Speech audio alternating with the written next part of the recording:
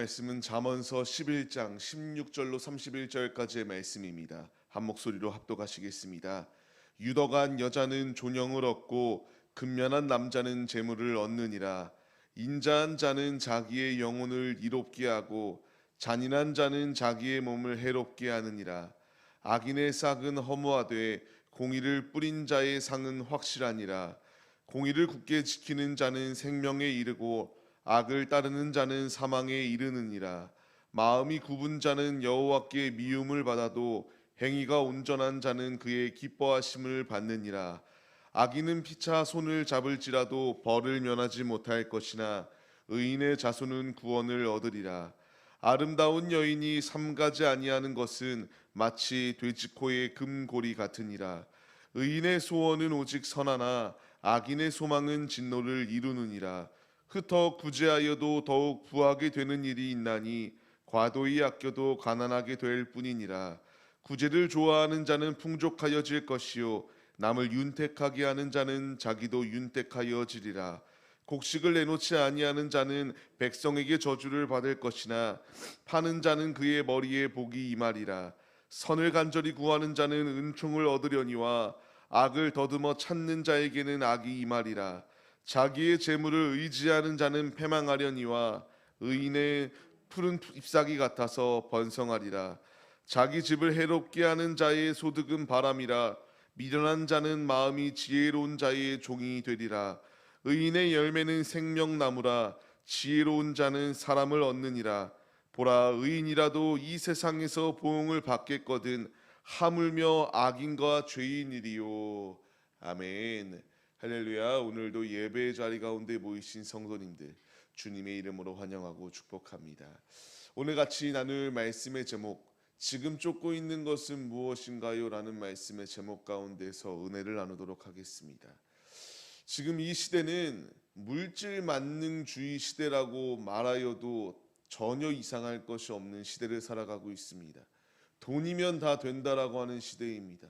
내가 돈이 있으면 죄가 있어도 죄가 없는 것이 되고, 돈이 없으면 죄가 있는 유전무죄, 무전유죄의 시대 가운데 삶을 살아가고 있습니다.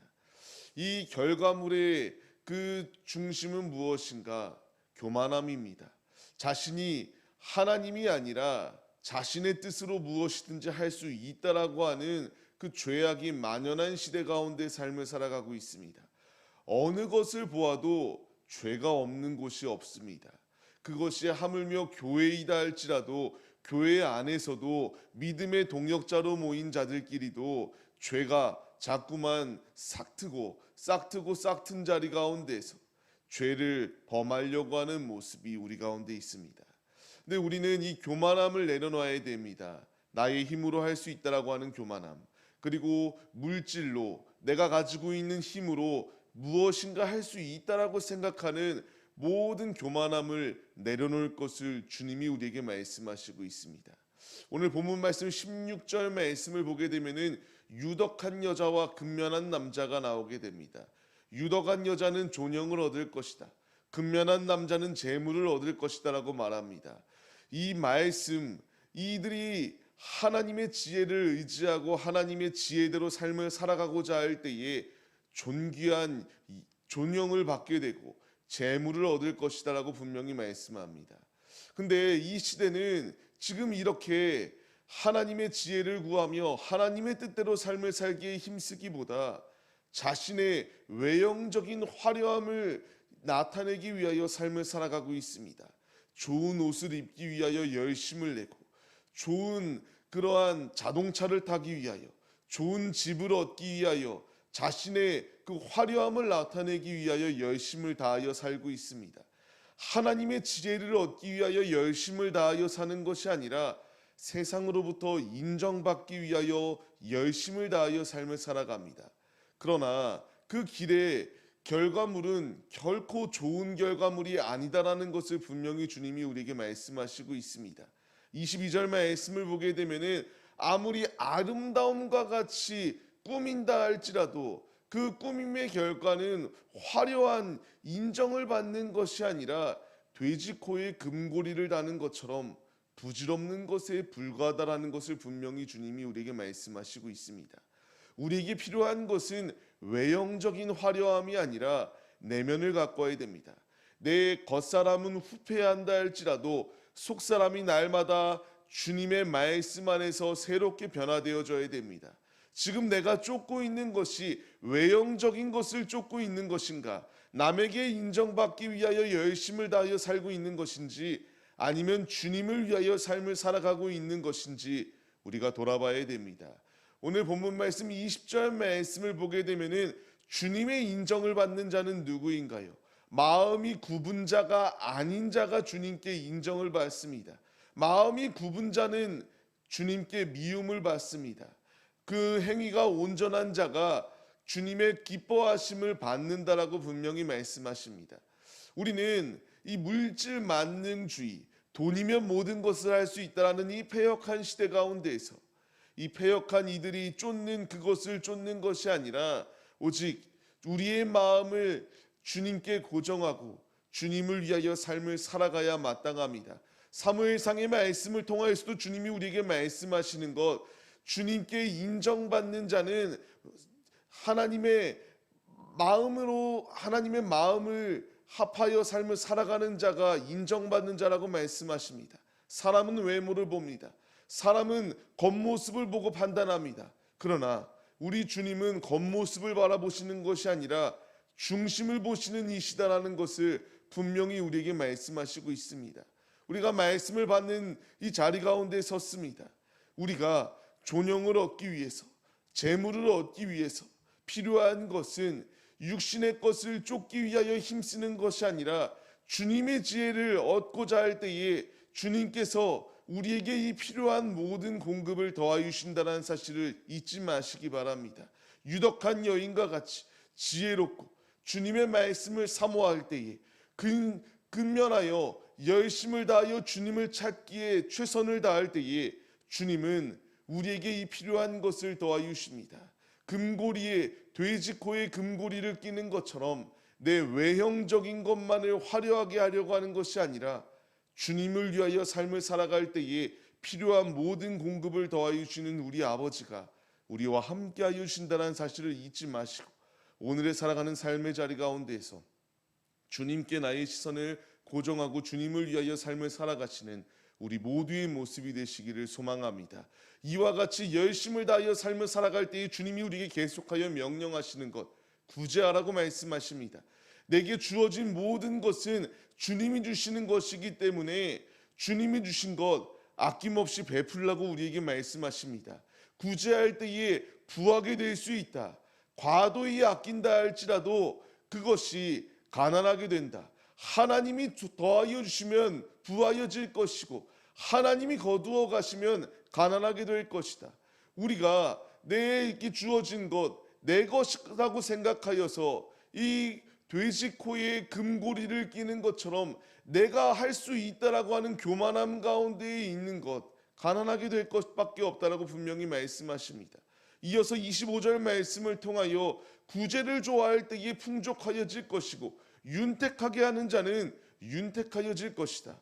우리에게 주어진 것, 내 힘으로 번 것, 내 힘으로 주어진 것이다라는 생각을 내려놓고 주님을 위하여 삶을 살아가고 내가 이렇게 주님께 받았으니 주님께 받은 이것을 아낌없이 내어줄 때에 주님께서 우리에게 채워주실 것이다라고 말씀하여 주시는 약속의 말씀을 믿으며 나아갈 것을 주님이 우리에게 말씀하십니다.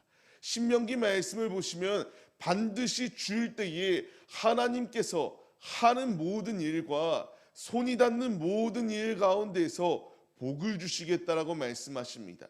준다라고 하는 것, 나누어 준다라고 하는 것, 어떻게 생각하면은 아까운 마음도 들 때가 있습니다. 그러나 이 받은 것을 아낌없이 내어줄 때에 주님이 복을 주시겠다라고 말씀하십니다. 마태복음 말씀을 통하여서도 거저 받았으니 거저 주라고 주님이 우리에게 말씀하십니다. 주님께서 우리에게 인색하지 말 것을 명령하시는데 이렇게 인색한 자의 결과물은 무엇인가? 저주를 받을 것밖에 없다라는 것을 분명히 말씀하십니다. 내 힘으로 주어졌다라고 생각하기 때문에 우리가 베풀지 않습니다. 복음을 베풀어야 됩니다. 우리가 가지고 있는 물질 또한 베풀어야 됩니다. 주님을 위하여 주님의 그 그리스도의 마음을 품고 삶을 살아갈 때에 주는 자에게 복이 있다라고 분명히 말씀하십니다. 지금 우리가 쫓고 있는 것은 무엇인가요?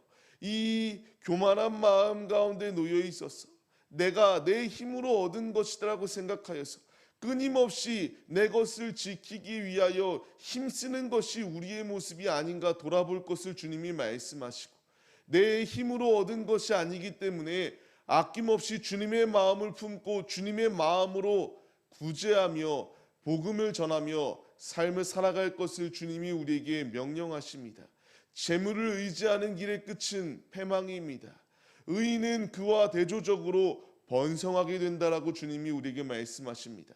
내가 쫓아야 될 것은 세속을 쫓는 것이 아니라 내 내면이 주님의 말씀 가운데서 새롭게 변화되었다면은 우리를 번성케 하여 주실 주님을 의지하고 주님의 길을 주님의 지혜대로 삶을 살아가는 것이 마땅합니다. 주님은 디모데전서의 말씀을 통하여 우리에게 명령하시는 것, 이 재물을 사랑함이 일만하게 뿌리가 된다라고 말씀하십니다. 우리를 미혹하는 것 가운데서 떠나서 믿음의 자리를 떠나지 말 것을 우리에게 명령하십니다. 우리가 이 분명한 사실을 잊지 말고 오늘 살아가는 삶의 자리 가운데서 악을 심고 교만함을 심는 것이 아니라 믿음으로 주님의 길을 걸어가기를 힘쓰고 한 발자국 한 발자국 믿음의 발자국을 걸어가는 우리 모두의 모습이 되시기를 소망합니다. 주님께서 그렇기 때문에 우리에게 말씀하십니다. 의인의 열매는 생명나무고 지혜로운 자는 사람을 얻을 것이다 라고 말씀하십니다. 갈라디아서의 말씀을 통하여서도 무엇이든지 심으면 심는 대로 그대로 거둘 것이다 라고 말씀하시고 있습니다. 우리는 이 말씀을 잊지 말아야 됩니다. 예수 그리스도의 그 복음을 심고 그 마음으로 예수 그리스도를 의지하여 예수 그리스도를 믿는 믿음을 심을 때에 의의 열매를 거두게 될 것이다 라고 우리에게 말씀하십니다. 앞서 말씀드렸던 것처럼 내가 지금 쫓고 있는 것, 세상의 것을 쫓고 있다면 세상의 것을 거두고 세상의 것을 거둠으로 말미암아 패망하는 자리 가운데 설 수밖에 없습니다. 하나님의 것을 심으십시오.